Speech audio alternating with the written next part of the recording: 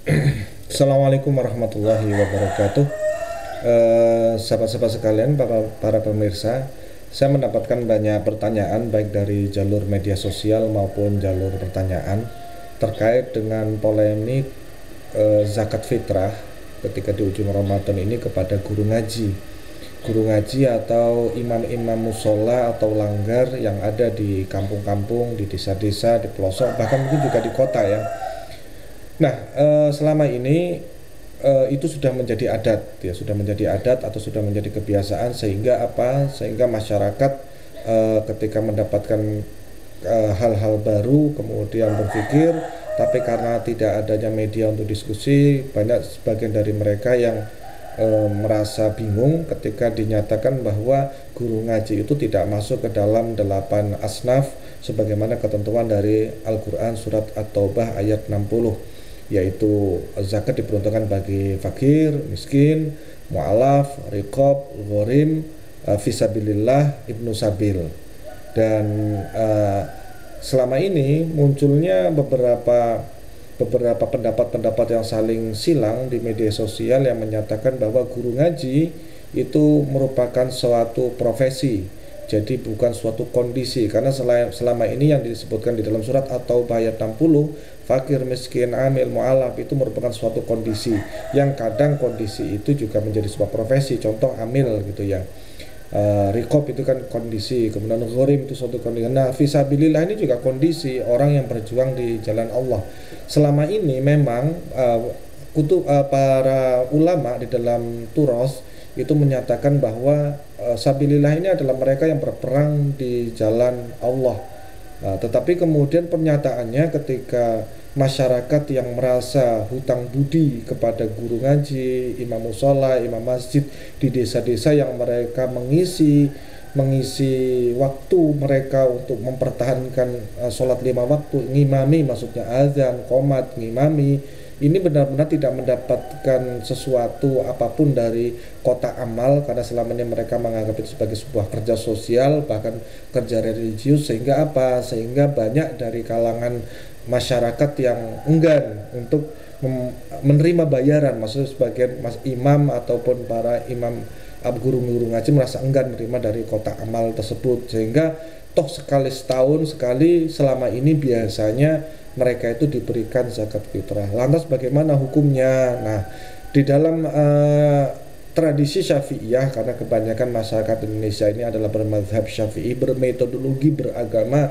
dengan sudut pandang Imam Syafi'i, ini sebetulnya membolehkan, bukan hanya Imam Al-Qafal yang selama ini dijadikan dasar untuk istimatul hukmi atau penentuan hukum zakat fitrah bagi guru ngaji, tapi sebetulnya banyak ibarah, banyak keterangan di dalam kitab-kitab lain yang menyatakan bahwa tidak apa-apa guru ngaji mendapatkan zakat fitrah berupa beras.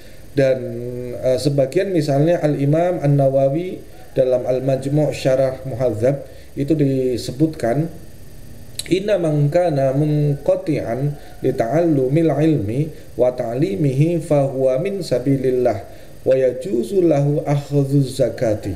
Nah, sesungguhnya seseorang yang mencurahkan dirinya, mengikhlaskan, mendharma baktikan dirinya untuk menuntut ilmu atau mengajarkannya, maka ia termasuk ke dalam kategori fi sabilillah dan diperbolehkan baginya mengambil atau memperoleh zakat. Ini ada di dalam kitab Al-Majmu' Syarah Muhadzab juz 6 halaman 228. Nah, karena memang sekali lagi sabilillah itu adalah sebuah kondisi ya, bukan pekerjaan.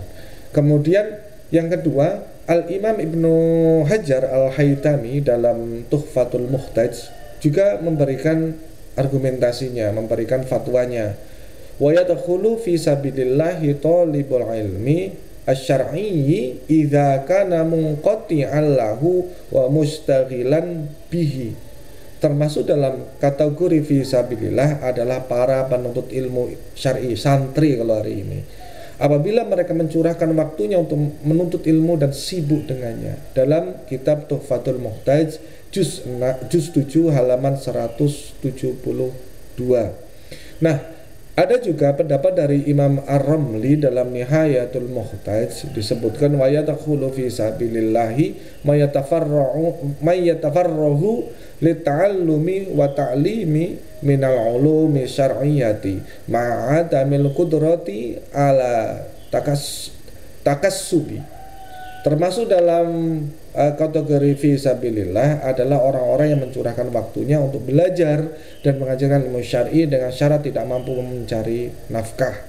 Nihayatul Muhtaj juz 6 halaman 310. Maka bisa kita simpulkan bahwa berdasarkan pendapat ulama di atas, guru ngaji yang mencurahkan dirinya untuk mengajarkan ilmu agama yang tidak memiliki penghasilan mencukupi dapat dikategorikan fisabilillah dan diperoleh menerima zakat dan diperbolehkan menerima zakat termasuk zakat fitrah. Nah, ini sebetulnya menjadi sebuah pegangan bagi para amil-amil di kampung-kampung, di desa-desa, di dalam memberikan zakat kepada guru ngaji, kepada imam musola, imam langgar, karena mereka itu dalam kategori ini mereka masuk ke dalam fisabilillah, menegakkan ajaran agama. Karena kalau fisabilillah hanya dimaknai dengan orang yang berperang di jalan Allah, bagaimana ketika kondisi negara aman? Apakah ketentuan bagi para mustahik ini dihapuskan? Kan tidak. Kita harus mencari pendapat-pendapat yang memungkinkan ketika fisabilillah dimaknai dalam kondisi negara yang sedang berdamai. Artinya apa? Ketika para guru ngaji, orang yang ngaji, para penegak azan, muadzin di desa-desa, di kampung-kampung, kemudian para imam langgar yang mengajarkan, membimbing. Dan ini sekali lagi bagi mereka, kita lihat di kampung-kampung, ini bukan menjadi sebuah pekerjaan. Jadi ngaji itu bagi guru-guru ngaji dimanapun di kampung-kampung itu bukan pekerjaan, hanyalah sebagai dharma bakti, sebagai kebaktian dia untuk li'ila'il kalimatillah. Jadi kecuali jadi apa? Ada kecualinya. Ada. Misalnya ketika guru ngaji yang ada di SDIT, misalnya di SDIT itu ya, Islam Terpadu, atau misalnya para orang-orang yang membuka kursus-kursus agama yang dengan biaya yang mungkin sekali satu pertemuan saja bisa 50.000. Tentu mereka di luar kategori, termasuk guru agama yang ada di sekolah-sekolah. Itu karena sudah mendapatkan pekerjaan, mendapatkan gaji karena tugasnya sebagai guru agama di sekolah tersebut. Maka dia tidak berhak untuk mendapatkan zakat, tidak masuk. Nah, ini yang perlu, saya kira perlu kita diskusikan.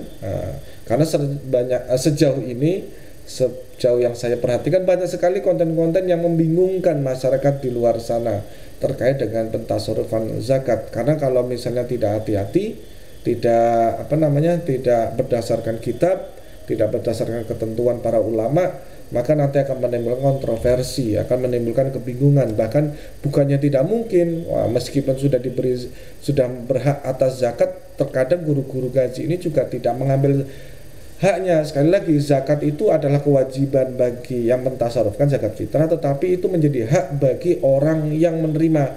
Bisa saja dia tidak mengambil haknya, tetapi itu sudah menjadi haknya, paham ya? Nah, bisa jadi itu haknya kemudian tidak diambil. Saya kira hal ini bisa menjadi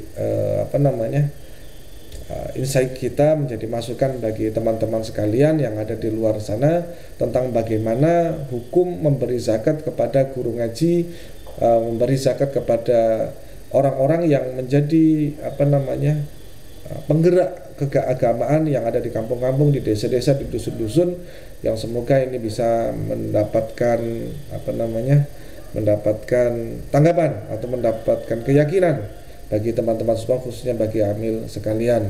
Selamat berjuang di akhir Ramadan ini, tetap semangat dan tetap jaga hati untuk fisabilillah semuanya. Demikian, wabillahi taufiq wal hidayah. Assalamualaikum warahmatullahi wabarakatuh.